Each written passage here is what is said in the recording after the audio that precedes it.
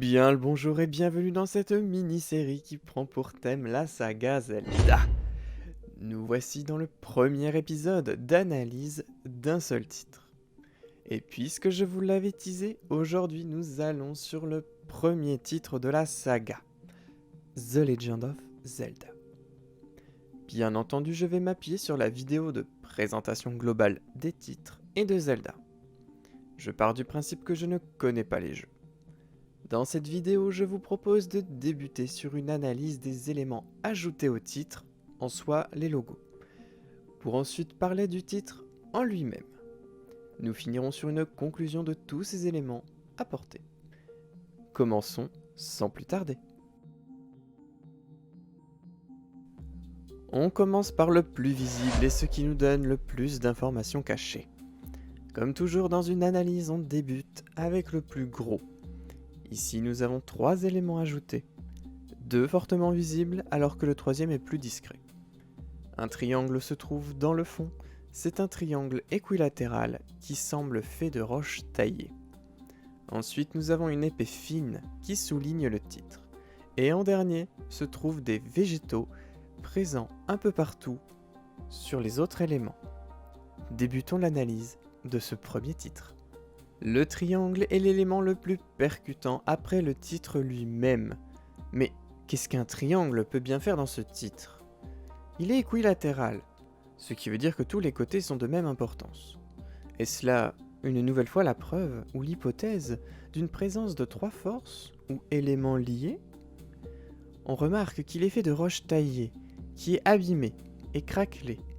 Quoi de mieux que la roche pour être le théâtre du passage des siècles? Effectivement, ça saute aux yeux que ce triangle est une œuvre qui a déjà vécu moult années. L'un de ses sommets est brisé. Serait-ce le manque, la perte d'une des 3 forces? Il pointe vers le bas, synonyme de danger, d'insécurité et d'instabilité. Est-ce une période de déclin? Ou bien juste un triangle brisé? Est-il un symbole plus profond qu'on ne le pense? Dans tous les cas, les végétaux présents sur le triangle prouvent que la nature a eu le temps de s'installer et de reprendre place. On y distingue une plante grimpante. Un style de vigne est-elle la symbolique du temps qui passe? Se pourrait-il que ce soit un lierre, la plante de la fidélité, de la vie éternelle et surtout de l'espoir? Jadis, le lierre jouait un rôle plus important.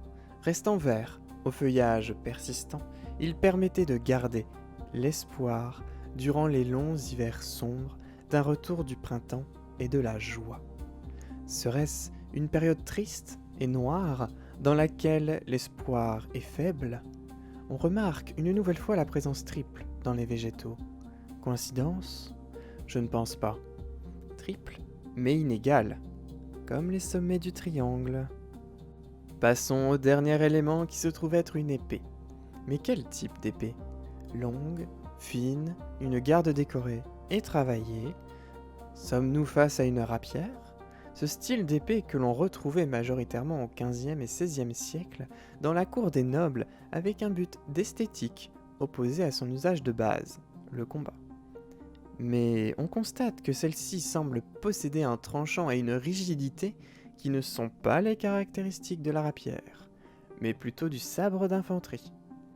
Rappelons-le, l'infanterie correspond à un ensemble de soldats combattant à pied. Se pourrait-il que ce soit un jeu de combat, un jeu de conquête, ou encore un jeu de duel? Il est temps de passer au titre lui-même. The Legend of Zelda, traduisible simplement par La légende de Zelda en bon français. La grande question devient: quelle est cette légende? Sommes-nous face à un mythe? Un fait qui a voyagé dans le temps? Une mythologie qui refait surface pour nous émerveiller? Dans tous les cas, une légende est un récit partant d'une base réelle qui, au fil du temps, s'est déformée, amplifiée, modifiée. Le personnage central de cette histoire n'est autre que Zelda, sûrement un récit extraordinaire contant un passage de sa vie ou l'un de ses exploits. Comme dit précédemment, Zelda doit être le protagoniste de ce récit, mais accompagné de deux autres entités majeures aux causes et effets directs sur Zelda. Le titre ne nous a pas tout dévoilé. Revenons au titre japonais qui est Zeruda no Densetsu The Hyrule Fantasy, que nous allons traduire par La légende de Zelda, les fantaisies de Hyrule. Ce titre complet n'est pas parvenu jusqu'en Europe car les créateurs ne voulaient pas être confondus avec le célèbre Final Fantasy. Nous voilà en possession de nouveaux éléments des plus importants. Fantasy est un genre cousin du mythe qui représente lui aussi des phénomènes surnaturels imaginaires avec ou sans usage de magie. Nous avions conclu dans la vidéo des généralités que Zelda se situait dans un monde fantastique et médiéval.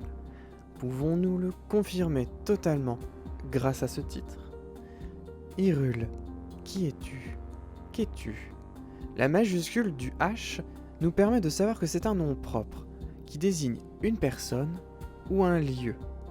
Il est plus logique de dire que Hyrule est un lieu, car fantasy est un genre et ne s'applique pas vraiment à une personne seule, contrairement à un univers.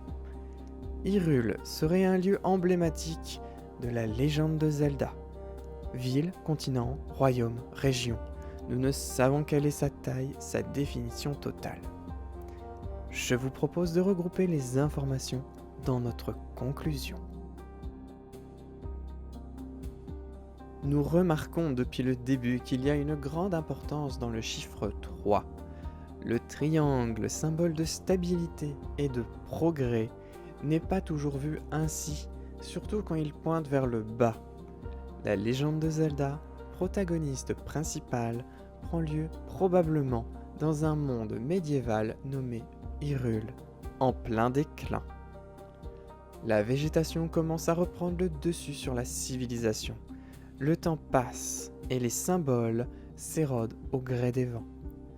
Une guerre ou un conflit qui dure depuis trop longtemps mène à l'abandon ou l'oubli du passé. 3 pointes, 3 vignes, toutes inégales. Un protagoniste serait dans une phase plus compliquée que les deux autres. Les vignes grimpantes recouvrant Zelda pourraient nous avertir que c'est elle qui, en fin de compte, se fait oublier. Et si les nombreuses lianes représentaient un mal qui envahit et étouffe Zelda ? Une légende ne se forme pas sans fait d'armes ou aventure extraordinaire. Zelda partirait au combat vers l'adversité contre les créatures mythiques pour rétablir l'harmonie et la paix. Notre analyse de The Legend of Zelda touche à sa fin, mais j'ai une petite anecdote à vous partager en plus. Durant mon let's play sur Breath of the Wild, mon cerveau a percuté que le logo du premier Zelda se trouvait sous nos pieds depuis le début. L'épée de légende est plantée sur le symbolique triangle. Nous voilà à la fin de cette vidéo et j'espère qu'elle vous a plu. On se retrouvera dans le prochain épisode pour l'analyse d'un autre titre. N'hésitez pas à faire un tour sur la chaîne, il y a des let's play qui attendent. À mettre un commentaire, je serai content de débattre avec vous. Et on se dit à la prochaine. Portez-vous bien. Salut, salut.